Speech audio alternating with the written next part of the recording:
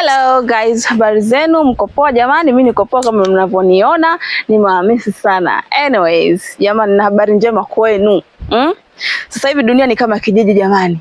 Popote pale ulipo, bidhaa inakufikia. Haijalishi uko wapi jamani, tunatuma popote pale ulipo. Wewe kama una udhaifu wa nguvu za kiume, yani hauna nguvu za kiume, nikimaanisha kwamba una kibamia, haumridhishi mpenzi wako.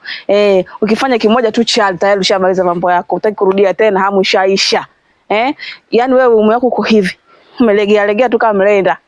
Jamani dawa ipo, Tiba Poda ipo kwa ajili yako wewe ambaye una udhaifu wa aina hiyo. Sio hiyo tu.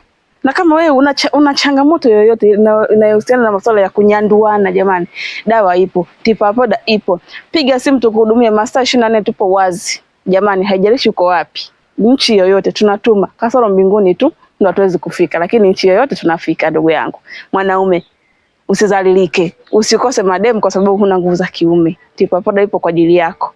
Nimemaliza. Haya, tumia Tiba Poda, enjoy life ya mapenzi. Bye.